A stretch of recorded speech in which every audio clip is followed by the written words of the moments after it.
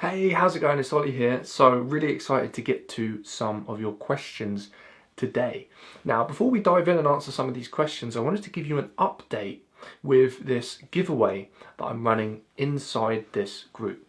So if you're in the group right now, first of all, then you are in the competition, right? So you have a chance to win some of the crazy prizes that I'm offering. If you look at the post somewhere in the group, you can see exactly what I'm offering. There's things that range from, my FBA Secrets course, plus a Done For You product, plus my 30-day test batch program. That's the first prize, to getting a Done For You product and my test batch program, private label, perfect private label course, and other things for everyone who enters the group as well. So no matter what it is, you have a chance to win a prize. Now, there's two ways you can actually up your chances of winning a prize. One of them is to write an introduction in the post. Just tell me about your goals, about why you want to sell on Amazon, and just let us know a little bit about you. If you write a post in the group, then the best introduction post is going to win a prize. Also, you can win a prize for inviting friends. So if you invite some friends who you believe would actually be genuinely interested in selling on Amazon, and they answer a question as they enter the group, I will count up how many people you invite. I can see who's invited who, and whoever invites the most friends will win. Now at this stage, nobody's invited any friends yet, so you could probably just invite 2 or 3 friends and be in with a very good chance of winning. So do those 2 things if you want to have a higher chance of winning a prize. And in the meantime, let's dive in to your questions. So we've got some great questions from new members today, and it's really incredible actually. Yesterday we had 31 members, and today at the time of reading this we have 62. So we've literally doubled the group size in 24 hours. So if that isn't progress, then I don't know what is. So massive congratulations for growing the community.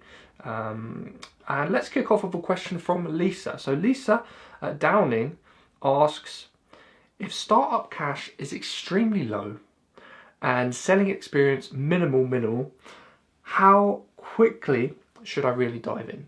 So this is a great question, and I guarantee a lot of other people will be asking the same thing, Lisa. So I'm really glad that you asked this question.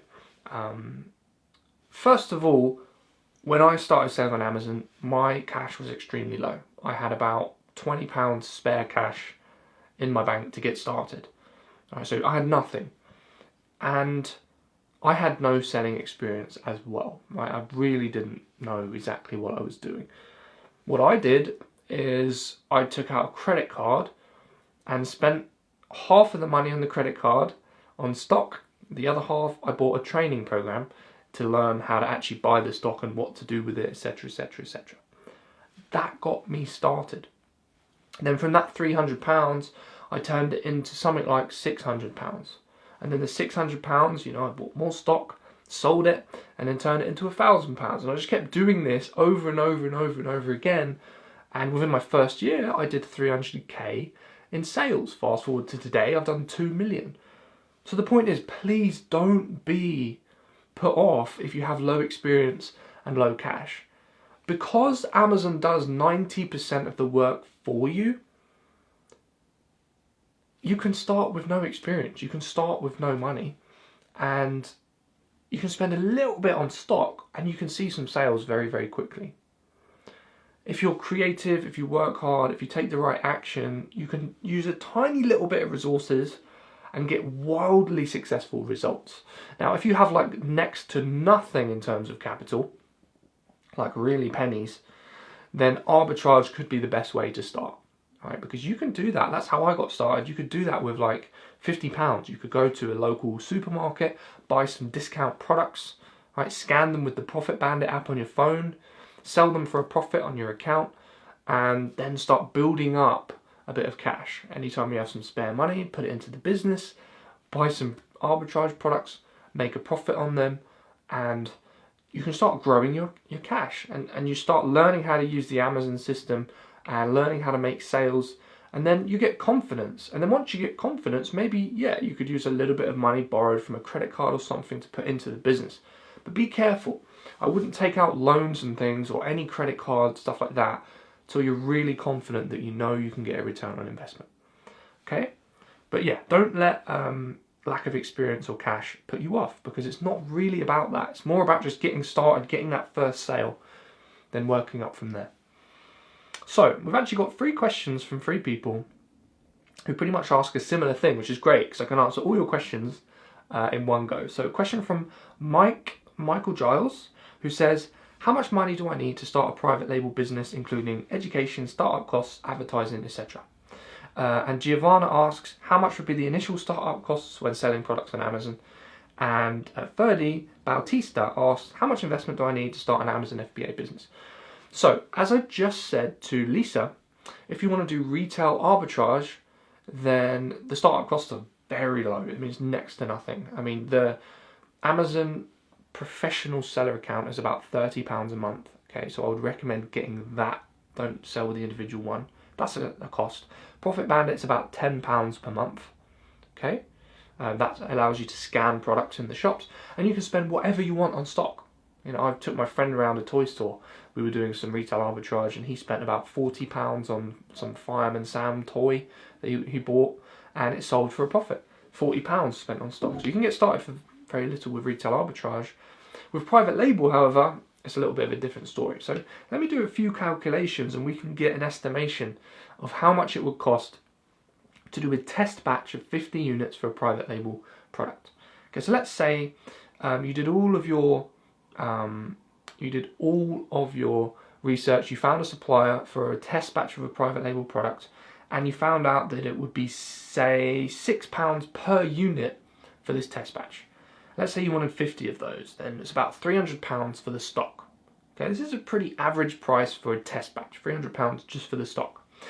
Let's say you wanted to ship it with express shipping from China to the UK. That would probably be about £200. Okay, so maybe £500 for your initial test batch of products just for testing the private label, right? Then let's say you got 50 products and you spent maybe £5 on each in advertising to get it to sell. All right, that would be, so 5 times 50, so that's what, £250, right? So that's £750 for the stock, for the shipping, and for the advertising costs. So £750. Now there's FBA fees, there's other fees, things like that, but they will be taken out of your sale price, so you're never out of pocket. You don't need to front the money for that. Okay. So for a test batch, £750 is a good estimate. Now you can do it with a lot less. You could just order 20 units or 10 units if you wanted, and you can still get a similar result from a test batch with that, and that would bring your cost way down. Or you could go more aggressive and order 100 or 200 units, get the cost per unit down, maybe even make a little bit of profit on your test batch, but take a little bit more risk and spend maybe £1,500. That's a test batch. Now let's say you want to reorder the stock because the test goes very well, and now you think, okay, well now I want to order, say, 300 units. We're looking at, say, £2,000 to £3,000 for a reorder to launch the product. Okay. Now, again, varies massively. You could do a reorder for £1,000 if you find a great supplier, cheap product, very small, very light, good way to add value cheaply. All right. You could do it for £1,000, or it could be up to £3,000, or maybe more if you want to order more units. But that's an estimate for getting started launching a private label product. Now the great thing about this is you can start slowly with a test batch, and you can build up to bringing in £1,000 per month profit when you launch a successful product. And then you have income coming in from this investment. You can use that income to launch more products, and so you don't need to, take more money from your savings and put it into the business, because the business is making money now, and you can launch more products without investing more cash. So a very, very, very powerful way to get your business moving, momentum. Those are some estimates for what it can cost to start your business. But again, it can vary. So keep that in mind, but that's my best answer for you. Jeremy asks, in a recent webinar you did, you talked about import automation and using a sourcing agency to find suppliers. So nice one for signing up for that webinar, Jeremy. Yeah, that is an extremely good strategy. Jeremy says, can you advise on the best way to go about finding a good sourcing agency? So I said this in yesterday's video about looking for products and getting them cheap, etc, etc, etc. Same thing. The number one thing you have to do whenever you make a new connection in business where you're going to be parting money with someone or time with someone, whether it's a partnership, whether it's a supplier, whether it's a staff member, whatever it is, you want deal flow. Okay? So in other words, the worst way to find a good sourcing agency, which a lot of people do, which I've done with services in the past, is you type into Google FBA sourcing agency. You look for a website that looks kind of nice and they seem kind of nice. You message them, they seem nice on the phone, and you start doing business. That is the worst way to find any service provider. Why? Because you could have just connected with the world's worst sourcing agency and you would never know. You need deal flow. In other words, you need to contact 20 sourcing agencies. Get quotes from as many of them as you possibly can. Understand how their service works.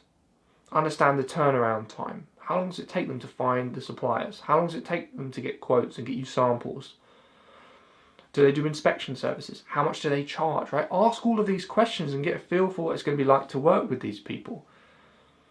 Communicate with them. You'll find out things very quickly. Like if you send them a message and it takes them 4 days to get back, it's an indication that maybe the communication isn't that great. Maybe the customer service isn't that great. If you message one, they get back instantly and they really want your business and they do anything to make you happy, again, good sign, right?